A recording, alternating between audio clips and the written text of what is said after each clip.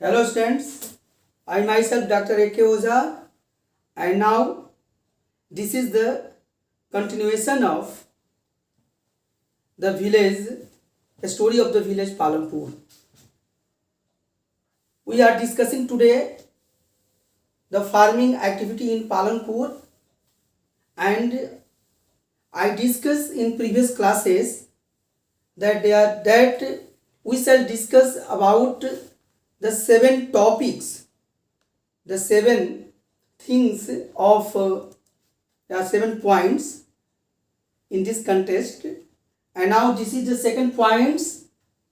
Is there a way one can grow more from the same land? Students, हमने ये समझाया था कि पालमपुर की जो मेन एक्टिविटी है वह फार्मिंग है, वह एग्रीकल्चर है। फर्स्ट पॉइंट में ये आपको हम लोग समझने का प्रयास किए थे कि लैंड इज फिक्स्ड, ज़मीन जो है वो फिक्स है, उसमें अब कोई परिवर्तन हो नहीं सकता है। हमने ये भी डिस्कशन किया था कि पालमपुर की जो मैक्सिमम लैंड है वो कल्टिवेटेड हो चुकी है, सिर्फ थोड़ी सी वेस्ट लैंड बची हुई थी, उसको भी हम लोगों ने कल्टिवेबल लैंड में वहाँ के किसानों ने कन्वर्ट कर दिया था। अब कोई लैंड एक्सपेंशन का कोई स्कोप नहीं है, लेकिन हमारी ज़रूरत तो है कि हम ज़्यादा प्रोडक्शन करें ताकि वहाँ के किसान या हम वहाँ के किसान, सपोज कि मैं वहीं का हूँ तो मेरी ज़रूरत पूरी हो सके। इस ज़रूरत को पूरी करने के लिए क्या तरीका हो सकता है? अगर लैंड फिक्स है और हमें ज़्यादा प्रोडक्शन चाहिए तो हमको कुछ मेथड्स पर, कुछ वे पर, कुछ तरीकों पर हमें विचार करना पड़ेगा कि हम अपने ज़रूरत को पूरा कर सकें। और इसमें हम इन्हीं सब चीज़ों पर चर्चा करेंगे या पालमपुर के किसान इस बात पर कर रहे हैं। एक और बात है कि ये तो पालमपुर शुरू में ही आपको समझाया गया है कि पालमपुर एक हाइपोथेटिकल विलेज है, लेकिन पालमपुर के माध्यम से हम इंडियन जो विलेजेस हैं उनके बारे में हम सोच रहे हैं। और हम चूँकि फार्मिंग के बारे में सोच रहे हैं तो इंडियन विलेजेस या इंडियन फार्मिंग की क्या प्रॉब्लम है इस पर हम डिस्कशन कर रहे हैं। पालमपुर ये डिस्कशन करने का हमारा एक माध्यम है, एक जरिया है, तो हम इसमें पूरे देश को समझ रहे हैं। लेकिन पालमपुर की जो हम चर्चा करते हैं तो यहाँ पर ये पहली बार समझाया गया है कि Palampur resembles a village of western UP. Palampur में जो भी सुविधाएं हैं उसको जो हम देखते हैं अपने देश के गाँव की सुविधाओं से, तो हमको लगता है कि ये जो पश्चिमी उत्तर प्रदेश है वहाँ का ये गांव हो सकता है या वहीं के गांव की ये कंडीशन है। इसमें है कि शुरू में बताया गया कि Palampur all land is cultivated in Palampur, no land is left idle. वहाँ पर सभी लैंड जो है, सभी जो फील्ड्स हैं उनको हम लोग कल्टिवेट कर रहे हैं और कोई भी बेकार फील्ड नहीं बचा हुआ है।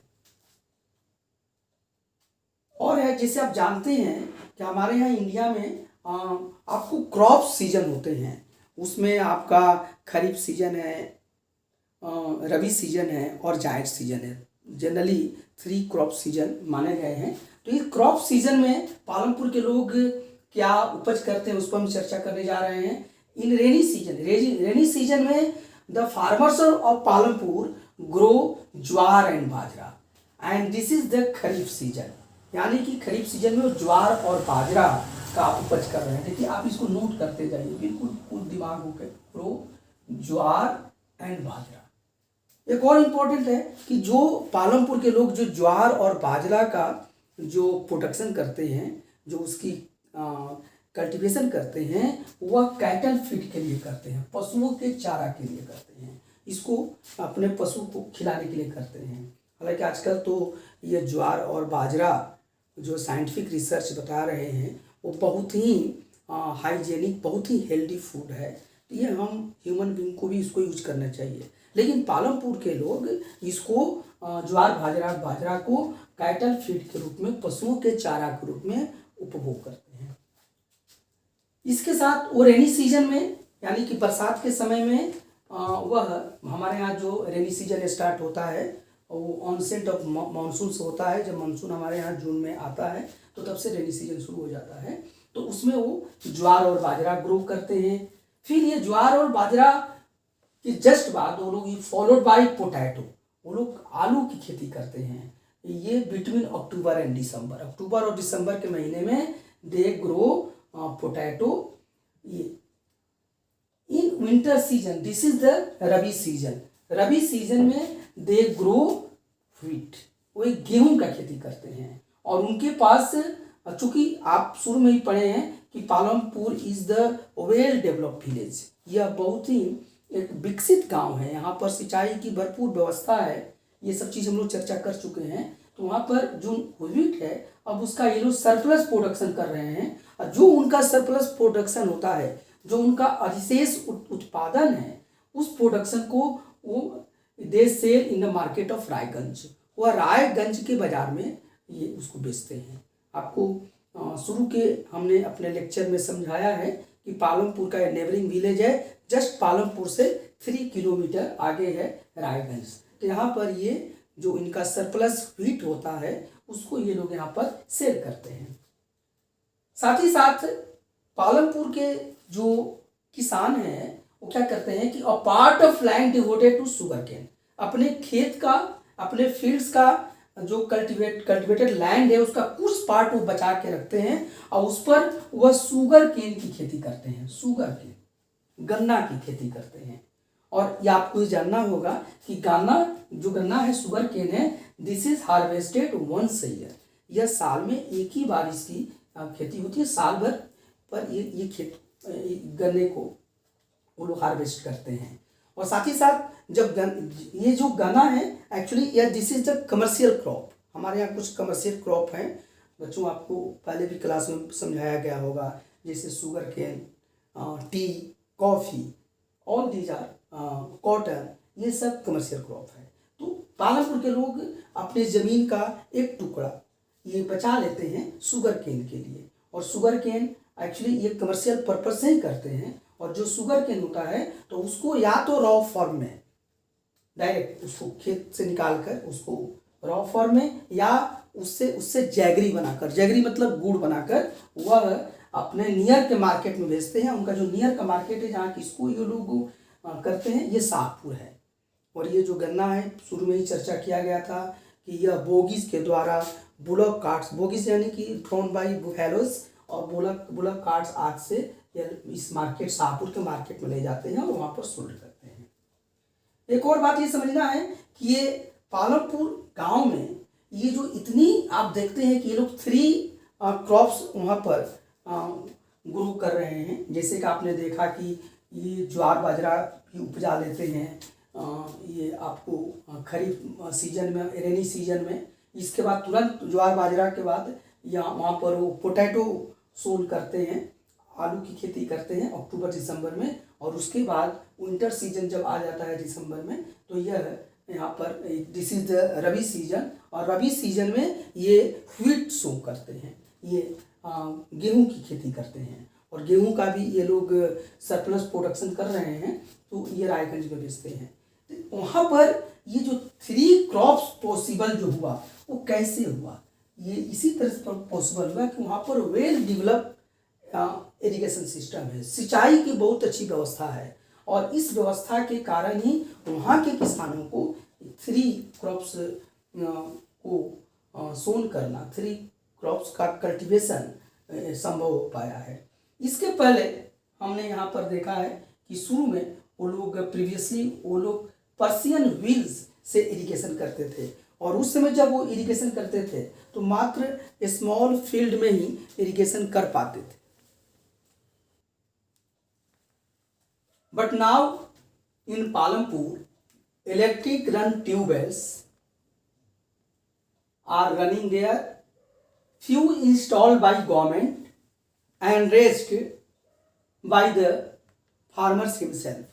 हम ये पाते हैं कि जो पर्सियन व्हील पहले यूज होता था, जिसमें कि बहुत ज़्यादा एरिया में इरिगेशन करना संभव नहीं था, लेकिन अब पालमपुर के लोग इलेक्ट्रिक द्वारा चलने वाले ट्यूबवेल्स लगा लिए हैं। शुरू में तो कुछ ट्यूबवेल्स गवर्नमेंट के द्वारा, सरकार के द्वारा लगाया गया, लेकिन बाद में इसकी उपयोगिता को देखते हुए, इसकी आवश्यकता को देखते हुए पालमपुर के जो फार्मर्स हैं वो स्वयं इसको प्राइवेटली ट्यूबवेल्स लगा लिए हैं, उनका ट्यूबवेल सेटअप है। उसका रिजल्ट क्या हुआ कि हम देखते हैं कि मिड 1970s 1970 के दशक तक पालमपुर के जो पूरे कल्टिवेटेड एरिया था वो इरिगेटेड का सुविधा से वो उसको सुविधा मिल गई और पूरे एरिया का इरिगेशन करना संभव हो पाया।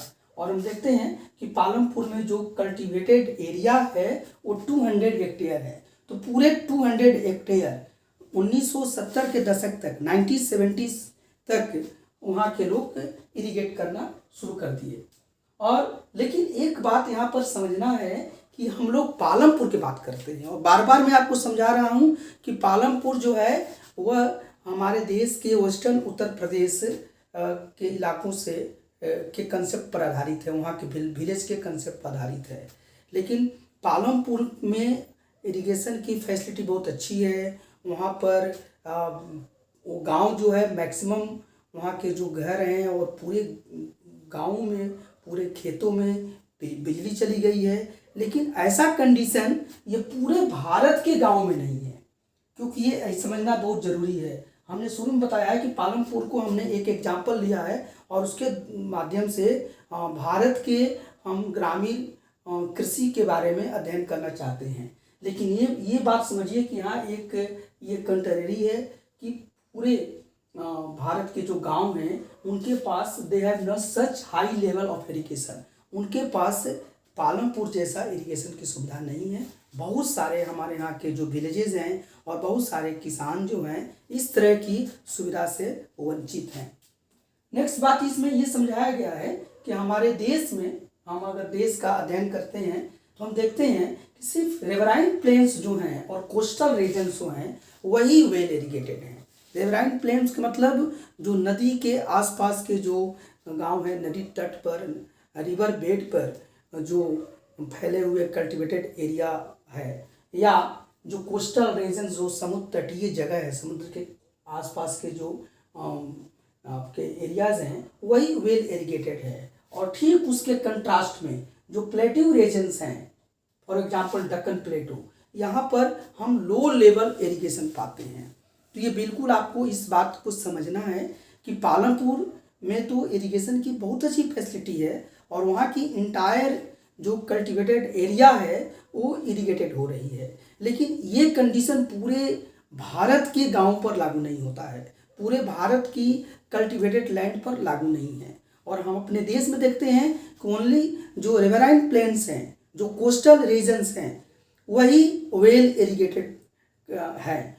और जगह पर फॉर एग्जांपल जो प्लेट्यू रीजन्स हैं और एग्जांपल के रूप में डेक्कन प्लेटू, वहाँ पर जब हम जाके और वहाँ के कल्टिवेटेड लैंड का हम अगर सर्वे करेंगे तो हम पाएंगे कि वहाँ पर लो लेवल इरिगेशन है। नेक्स्ट बात है कि ये समझने की बात है कि in India less than 40% cultivated area is irrigated. हमारे देश में बहुत हमारा दुर्भाग्य है कि अभी भी हमारी ये 21st सेंचुरी शुरू हो गई है और अभी भी हमारे देश में 40% से कम जो कल्टिवेटेड एरिया है वो इरिगेटेड है और मोर देन 60% एरिया जो है वह only dependent upon the rainfall. हमारे देश की जो अब 60% या 60% से ज़्यादा जो एरिया है वो हम लोग वर्षा के पानी पर, रेनफॉल पर हम हैं कि अगर बारिश अच्छी हुई तो हमारे यहाँ कृषि अच्छी हुई, बारिश अच्छी नहीं हुई तो कृषि अच्छी नहीं हुई। तो ये हमारे देश की एक दुर्भाग्य की बात है। लेकिन चूंकि हम लोग ये पढ़ाई कर रहे हैं तो हम यहाँ से कुछ पॉजिटिव चीज़ भी हम निकाल सकते हैं और हम ये मान सकते हैं कि हमारा जो देश है, अभी देखते हैं कि भारत की जो पॉपुलेशन है वह 130 करोड़ से भी ज़्यादा होने जा रही है और एरिया तो आपने पढ़ लिया कि लैंड इज़ फिक्स्ड। तो लैंड इज़ फिक्स, ये सिर्फ पालमपुर गांव की लैंड फिक्स नहीं है बल्कि हमारे देश की भी लैंड फिक्स है और वो अब बढ़ने वाला नहीं है। तो लेकिन हमारा पॉपुलेशन तो बढ़ रहा है, हमारी आवश्यकताएं बढ़ रही हैं। तो इसके लिए अगर हमको इरिगेशन, अगर हमको प्रोडक्शन बढ़ाना है तो जो भी हमारे यहाँ 60% से ज़्यादा जो लैंड है जहाँ पर कि इरिगेशन की अच्छी व्यवस्था नहीं है वहाँ हमको इरिगेशन की फैसिलिटी करना होगा। अगर हम ऐसा करते हैं तो हम प्रोडक्शन को बढ़ा सकते हैं। एक और बात है कि प्रोडक्शन बढ़ाने के लिए आपने जो तरीका अपने खुद ही आपके दिमाग में आता जाएगा कि इरिगेशन की अच्छी व्यवस्था है तो प्रोडक्शन ज़्यादा हो सकता है। और यहाँ पर जैसे एग्जाम्पल के रूप में आप आगे पढ़ेंगे कि ये पालमपुर गांव है, इरिगेशन के पहले जो उनका प्रोडक्शन होता था और जब ये इरिगेशन की वेल फैसिलिटी वहाँ पर आ गई तो इरिगेशन उनका ड्रेस्टिकली बहुत ही मल्टीपल वे में वो बढ़ा है। इरिगेशन प्रोडक्शन को बढ़ाने का एक और बहुत ही कॉमन तरीका है वो मल्टीपल क्रॉपिंग है। और ये मल्टीपल क्रॉपिंग का जो प्रैक्टिस है वो पालमपुर के विलेजर्स जो फार्मर्स है वो कर रहे हैं। मल्टीपल क्रॉपिंग क्या है? To grow more than one crop on a piece of land in a year. एक से ज़्यादा फसल सेम लैंड पर एक साल के अंदर में जो हम ग्रो करते हैं इसी को मल्टीपल क्रॉपिंग करते हैं। जैसे मान लीजिए कि एक ही साल में आपने देखा है कि जो पालमपुर के जो फार्मर हैं वो 3 क्रॉप्स कर ले रहे हैं। वहाँ पर ज्वार बाजरा करते हैं एक सीजन में, खरीफ सीजन में, फिर this is followed by potatoes in October and December. Then आप देखते हैं कि it is followed by the rabi seasons, winter season. और व्हीट, गेहूं की खेती करते हैं और उसको मार्केट में बेचते भी हैं साथ ही साथ। तो ये सब चीज़ें वहाँ के लोग करते हैं। और मल्टीपल क्रॉपिंग जो है वो प्रोडक्शन को इंक्रीज करने का एक बहुत ही कॉमन वे है। और चीज़ है कि आप ये हम यहाँ पर पाते हैं कि जो पालमपुर गांव के जो किसान हैं वो बहुत ही मेहनती हैं और उनको जो भी सुविधा मिली हुई है उसका वो मैक्सिमम यूटिलाइज कर रहे हैं, उसका अधिकतम सदुपयोग कर रहे हैं। आप देख सकते हैं कि वहाँ के जो फार्मर्स हैं वो एटलीस्ट 2 क्रॉप्स तो वो ग्रो करते ही हैं, वो 2 फसलों की खेती तो करते ही करते हैं। लेकिन उसमें से ज़्यादा जो हैं, बहुत जो हैं, वो तीसरे क्रॉप्स की भी खेती ये पिछले हम देखते हैं कि 15 से 20 सालों तक, ये 15 to 20 ईयर्स, 15 to 20, 15 से 20 सालों से वह बहुत जो हैं वो तीसरे क्रॉप के रूप में पोटैटो की ये एग्रीकल्चर करते आ रहे हैं। नाउ स्टूडेंट्स, आपके बुक्स में एक टेबल दिया गया है, table 1.1 you can see in your book. इसमें क्या है? It is shows the land under cultivation in India. हमारे देश में जो लैंड है वो कितनी कल्टीवेशन एरिया में है उसको यहाँ पर समझाया गया है। और this is unit is million hectare, ये मिलियन हेक्टेयर को समझा रहा है। और ये देख सकते हैं कि 1950 ईयर है, ये 1950 में 120 million hectare cultivated land India में था। 1960 में 130 हो गया, 1970 में 140 और ये कंटिन्यू कर रहा है टिल 2000 तक 140। There is no any expansion in cultivated land in India. Now 2010 में स्लाइटली इसमें इंक्रीमेंट होता है और 155 मिलियन हेक्टेयर कल्टिवेटेड लैंड हमारे देश में है। 2012 में 2012 में भी 155 मिलियन हेक्टेयर लैंड हमारे देश में कल्टिवेटेड लैंड है। और ये जो सोर्स है ये स्टेट ऑफ इंडियन एग्रीकल्चर 1915-16 पर ये बेस्ड है, ये बताया गया है। नाउ स्टूडेंट्स, हम लोगों ने पाया कि वेज ऑफ मोर प्रोडक्शन, हमें ज़्यादा उपज करने के क्या तरीके हो सकते हैं। तो जो हमने अभी तक डिस्कशन किया उसमें 3 चीज़ें निकल के आई। सबसे पहला कि वेल इरिगेशन होना चाहिए मोर प्रोडक्शन के लिए। इरिगेशन की, सिंचाई की अच्छी व्यवस्था एक इसके लिए अनिवार्य कंडीशन है, शर्त है। दूसरा मल्टीपल क्रॉपिंग, अगर हम मल्टीपल क्रॉपिंग की प्रैक्टिस करते हैं मतलब कि एक साल में 2 या 3 फसल हम ग्रो करते हैं तो हम ज़्यादा प्रोडक्शन ले सकते हैं। और तीसरा एक मेथड है जिस पर कि हम चर्चा करेंगे अभी, वो है मॉडर्न फार्मिंग मेथड्स। ये आधुनिक जो कृषि, जो मॉडर्न फार्मिंग मेथड्स आया, जो आधुनिक टेक्नोलॉजी का जो हम यूज़ करते हैं, इससे हम प्रोडक्शन को बढ़ा सकते हैं, क्योंकि हमारी ज़रूरत है, ये पालमपुर गांव के लोगों की ज़रूरत है ही है, साथ ही साथ हमारे देश के जितने भी विलेजेज हैं या हमारे देश की ज़रूरत है, भारत की ज़रूरत है कि हमारी पॉपुलेशन प्रतिदिन बढ़ती चली जा रही है, तो उसको फीड करने के लिए, उसको खिलाने के लिए हमारे पास ज़्यादा उत्पादन होना चाहिए। और इसके लिए उत्पाद जो उपज होता है, यील्ड होता है, उसको हम यील्ड बोलते हैं। यील्ड का मतलब क्या हुआ कि crop produce on given piece of land in a single season. एक सिंगल सीजन में एक जमीन के टुकड़े पर जितना उत्पादन होता है उसी को हम यील्ड कहते हैं। अब देखिए, हम ये पाते हैं कि टिल 1960 तक हम क्या देखते हैं कि वी फाइंड हमारे यहाँ के जो किसान हैं वो ट्रेडिशनल सीड्स यूज करते थे जो, और उसमें कोई टेक्नोलॉजी वाला सीड्स नहीं करते थे, जो उनके खेतों में होता था बस उसी को रख लेते थे एक पारंपरिक तरीके से अपने यहाँ और उसको यूज करते थे। और चूंकि उसका लाभ उनको क्या होता था कि लेस इरिगेशन की ज़रूरत होती थी, उसमें ज़्यादा सिंचाई की ज़रूरत नहीं होती थी। दूसरा वो करते थे कि वो काऊ डॉन और अदर नेचुरल मैन्यूअर को ही यूज करते थे।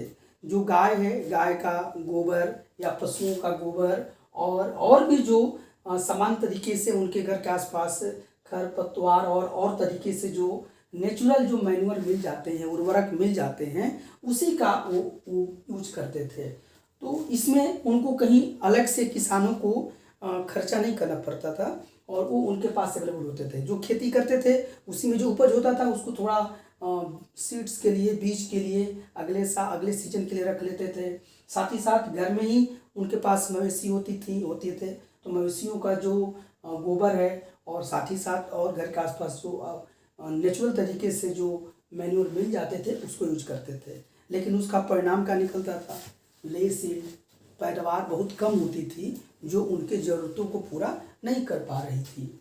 अब इसी को देखते हुए हमारे देश के जो एग्रीकल्चरल साइंटिस्ट हैं, जो कृषि वैज्ञानिक हैं, स्टूडेंट्स, आप जानते हैं कि जिस तरह से आप हर सब्जेक्ट की पढ़ाई करते हैं, तो आजकल हमारे यहाँ एग्रीकल्चर की भी स्टडी होती है। उसके लिए यूनिवर्सिटीज़ हैं, कॉलेजेस हैं और एग्रीकल्चरल साइंटिस्ट हैं। तो उन लोगों ने ये देखा कि हमारे देश की तो ये ज़रूरत है कि हमारे पास लैंड तो फिक्स है, लेकिन हमें तो मोर क्रॉप ग्रो करना है। इसके लिए क्या किया जाए? तो उन्होंने जो तरीका निकाला जिसमें कि टेक्नोलॉजी था और कुछ चीज़ें थी जो हम चर्चा करेंगे यहाँ पर, तो वो उनका जो मेथड्स है उसी को मॉडर्न फार्मिंग मेथड्स बोला गया। अब देखिए उसमें क्या है, और उसी का परिणाम है ग्रीन रिवॉल्यूशन। उसका फायदा क्या हुआ कि ग्रीन रिवॉल्यूशन हुआ, हरित क्रांति कहते हैं। और हमारे यहाँ अचानक हम देखते हैं कि जब इसका हम लोगों ने यूटिलाइज़ किया तो हमारे यहाँ व्हीट और राइस में इसको लोग, हमारे किसानों ने इसको अपनाया था और इसमें बहुत ज़्यादा अन्न का उत्पादन हुआ, क्रॉप्स हुए, स्पेशली व्हीट में तो बहुत ही देश में प्रगति हुई है। तो ये चीज़ है यहाँ पर हम देखेंगे, ये भी पाएंगे कि हमारे देश में जो ग्रीन रिवॉल्यूशन आया या मॉडर्न फार्मिंग मेथड्स, इसको सबसे पहले ग्रीन रिवॉल्यूशन को हमारे देश में पंजाब, हरियाणा और वेस्टर्न उत्तर प्रदेश के किसानों ने इसको अपनाया था। और उसका लाभ क्या हुआ कि वो लोग बहुत जल्दी अपने पैदावार को बढ़ा लिए, अपने ज़रूरतों को बढ़ा लिए, उनकी आमदनी बढ़ी, उनके पास सरप्लस प्रोडक्शन होने लगा, जिसको कि अपने आवश्यकता की चीज़ों को रख कर कंज्यूम करके और बाकी को वो अपने नियरेस्ट मार्केट में उसको सेल करने लगे। तो देखिए अब ये जो ग्रीन रिवॉल्यूशन है उसमें क्या क्या यूज होता था। सबसे पहले तो आप लोग इसको नोट कर सकते हैं, देख लीजिए HYVs, ये हाई यील्डिंग वेराइटीज़ है ऑफ सीड्स। सबसे पहले तो लोग हाई यील्डिंग वेराइटीज़ के सीड्स का उपयोग किए। और हमारे यहाँ किसके लिए स्वामीनाथन जैसे कृषि वैज्ञानिक और अन्य कृषि वैज्ञानिकों को उन्हें श्रेय देना होगा। उन लोगों ने हाई यील्डिंग वेराइटी सीड्स का आविष्कार किया। तो इसका उन्होंने किया। उसमें होता क्या था कि एक ही फसल में ज़्यादा क्रॉप्स के, ज़्यादा अनाज के दाने लग रहे थे और एक सिंगल जो प्लांट है उसमें ज़्यादा, पहले से ज़्यादा उसमें उसमें अनाज, उसमें ग्रेन हो रहे थे। तो ये हुआ। साथ ही साथ अब इसमें था कि जब भी आप high yielding varieties of seeds आप यूज़ कीजिएगा तो उसमें आपको वेल इरिगेशन चाहिए, सिंचाई की अच्छी सुविधा चाहिए, क्योंकि इसमें लेस इरिगेशन से इसका काम नहीं चलेगा। तो वेल इरिगेशन वो लोग अपनाए। इसके साथ साथ यहाँ पर और भी हमारा जो प्रोडक्शन है वो बढ़े, इसके लिए केमिकल फर्टिलाइजर्स और पेस्टिसाइड्स का यूज़ किया गया। केमिकल फर्टिलाइजर्स जो है रासायनिक उर्वरक जैसे यूरिया है, पोटास है, ये सब हुआ। और साथ ही साथ पेस्टिसाइड्स क्या होते हैं कि जब भी हमारे फसल होते थे तो उसमें बहुत सारे कीट पतंग लग जाते थे या रोग हो जाते थे और उन डिजीज से वो पौधे मारे जाते थे। तो उनके लिए ये पेस्टिसाइड्स लाया गया ताकि इस पर कुछ ना हो, तो इसका उपयोग किया गया। फिर वो लोग फार्म मशीनरीज का यूज़ किए। ये ग्रीन रिवोल्यूशन जब हुआ तो किसान जो हैं वो ट्रैक्टर, थ्रेसर्स, इन लोगों ने इसको उपयोग किया। और ट्रैक्टर से क्या हुआ कि अब लैंड की, कल्टिवेटेड लैंड की गहरी जुताई, गहरी प्लाउइंग करना संभव हुआ और जिससे कि अब ज़्यादा उत्पादन होने लगा और जल्दी होता था। पहले वो लोग ट्रेडिशनल तरीके से प्लाउ होता था जिसमें कि एनिमल्स होते थे और ट्रेडिशनल जो प्लाउ थे उससे होते थे, लकड़ी वगैरह का बना होता था। लेकिन अब ट्रैक्टर से खेतों की जुताई होने लगी, साथ साथ थ्रेसर्स आ गए और इससे फसल का हार्वेस्टिंग होने लगा। इस सब का हुआ कि बहुत ही कम समय में ज़्यादा और कम कॉस्ट में ज़्यादा खेतों को हम जुताई कर सकते थे, बुआई कर सकते थे, उसका हार्वेस्टिंग कर सकते थे। इसका रिजल्ट क्या हुआ? इसका रिजल्ट हुआ कि हाई यील्ड मिलना शुरू हो गया। हमारे यहाँ जो पैदावार है अचानक बहुत ज़्यादा बढ़ गई और स्पेशली ये व्हीट के केस में तो हम इसमें रिमार्केबल प्रोग्रेस हम लोग पाते हैं। जैसे एग्जाम्पल पर देख लीजिए कि पालमपुर जो गांव है वहाँ पर पहले 1960 के पहले जब वो लोग उत्पादन करते थे तो प्रति हेक्टेयर 1300 केजी मतलब 1300 केजी उनका यील्डिंग था, उनका पैदावार था। जबकि इसके बाद जो मॉडर्न फार्मिंग मेथोडोलॉजी को उन लोगों ने यूज किया तो वो लोग 3200 केजी पर हेक्टेयर उनका पैदावार होने लगा, उनका यील्ड आने लगा। और अब जो फार्मर है वो इसके लिए एबल हो गया कि they can sell their surplus production या wheat in the market. Now students, आपके एनसीईआरटी बुक में इस चैप्टर में एक और टेबल दिया गया है, इसको हम चर्चा करना उचित समझ रहे हैं। ये टेबल 1.2 है, you can see in your book.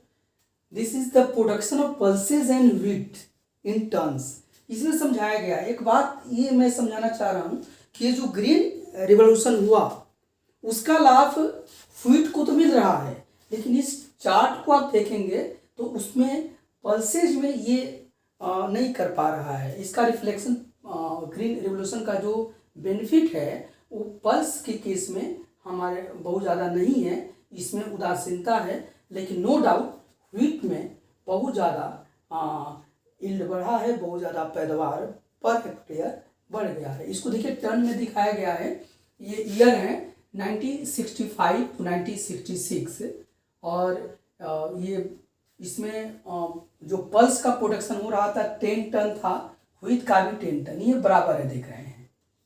Compare कीजिए 1971 में ये 12 टन हुआ और ये देखिए यही टाइम है, this is the time of the green revolution. और इस टाइम में देखिए इसमें ये डबल हो जा रहा है, 12 से 24 हो जा रहा है, डबल पैदावार बढ़ रहा है। 1981 में ये 11 है, ये 36 हो गया। तो आप बोल सकते हैं कि 3 टाइम्स लगभग बढ़ रहा है। ये आप यहाँ पर देख लीजिए कि 1990 और 91 में ये 14 है, 14 है, ये 55 हो रहा है, देख रहे हैं, कई गुना इसमें प्रोडक्शन बढ़ जा रहा है। 2000 से 2001 के बीच में जो पल्स का उत्पादन 11 टन था, लेकिन वहीं पर ये जो व्हीट का उत्पादन जो हो रहा है देख लीजिए, ये 70 टन हो जा रहा है, बहुत ज़्यादा इसमें पैदावार बढ़ रहा है। 2010 में और 11 में हम देख रहे हैं कि ये 18 था और ये 18 जो है ये 87 में चला गया। 2012-13 में 1894 पर चला गया। 2013-14 में ये 19 to 96 बढ़ गया। मतलब ये पल्स का है, दाल का, और यह जो है आपको व्हीट का है, गेहूं का। और वही आप देख रहे हैं कि 2014-15 में ये बहुत अच्छा मानसून नहीं आया था, तो फिर भी पल्स जो है 17 है, लेकिन इसमें इंक्रीमेंट 89 है।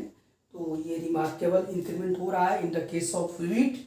हम बोल सकते हैं कि ग्रीन रिवॉल्यूशन का जितना फ़ायदा व्हीट को हुआ वो उतने फ़ायदा ये पल्सेस को नहीं मिल रहा है। ये बात समझने की है।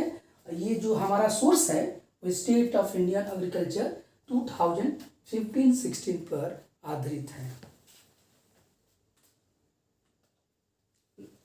Now students, there are some questions for you.